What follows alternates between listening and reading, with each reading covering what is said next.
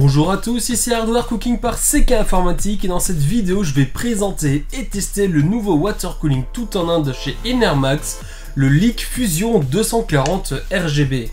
Nous sommes donc ici face au dernier water cooling AIO de la marque. Il est doté d'un radiateur de 240 mm, d'un indicateur de flux breveté directement sur le water block et d'une pompe au niveau des tuyaux plutôt qu'intégrée au water block comme habituellement. Notons que nous avons ici deux ventilateurs Enermax TB RGB livrés en bundle, entre autres puisque comme nous allons le voir, celui-ci est très fourni. Inutile de préciser qu'avec le water block également RGB, c'est un vrai festival Technicolor qui nous attend. Chose intéressante ici, nous avons livré en bundle un boîtier de contrôle afin de synchroniser les éclairages RGB des ventilateurs et du water block si la carte mère n'est pas synchronisable. De plus, cet AIO peut se synchroniser de base avec les effets d'éclairage RGB de chez Gigabyte, MSI et ASRock via un header. Bref, un water cooling tout en un qui se veut être vendu aux alentours des 120 €, ce qui est correct à première vue. Avant d'attaquer avec l'installation de cet AIO et bien sûr ses benchmarks, faisons le tour du packaging. D'un ton bicolore blanc et rouge, nous avons sur la face avant de la boîte une photo de l'AIO ainsi que la référence et bien sûr quelques caractéristiques importantes. C'est à l'arrière que nous aurons les informations et caractéristiques techniques essentielles de cet AIO. Une chose est sûre, Enermax nous propose un bundle intéressant. En effet, nous allons y trouver une fiche invitant à tester le circuit avant une installation pour s'assurer qu'il n'y a pas de fuite. Un sachet avec les splitters pour les ventilateurs 4 pins et un splitter pour les câbles RGB, mais aussi un petit accessoire afin de lancer la pompe de l'AIO sans carte mère. Une bouteille de 100 ml de liquide en cas de besoin de faire l'appoint, le manuel d'utilisation, les deux ventilateurs Enermax TB RGB.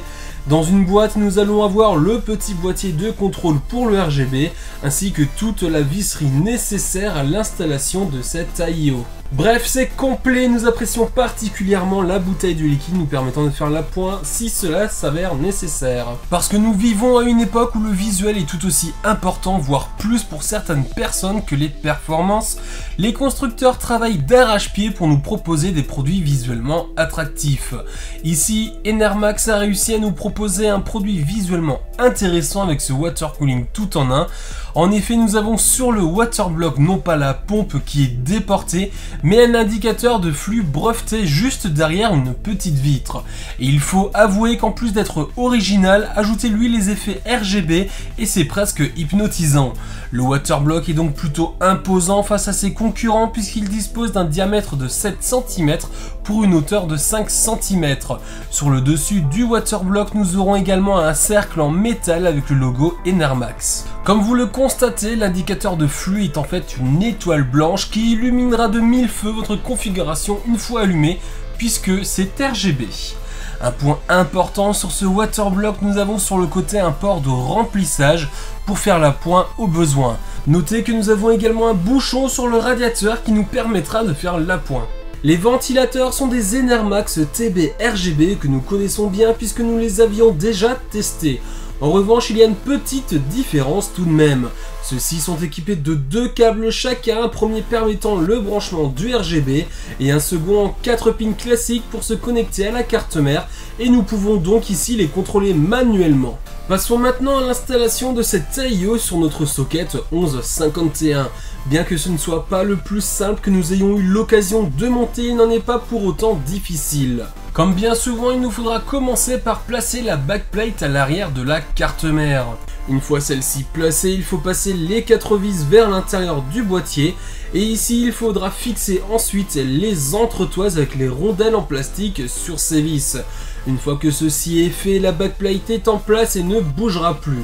Vient alors le moment de fixer la seconde plaque sur ces 4 vis autour du socket à l'aide des vis fournies. C'est maintenant que nous viendrons fixer le water block avec les deux vis qui sont rattachées au-dessus et en dessous. Concrètement, l'installation est simple. En revanche, nous regrettons que la plaque sur laquelle vient se fixer le water block soit aussi grande et visible. Enfin, passons au benchmark et voici nos résultats.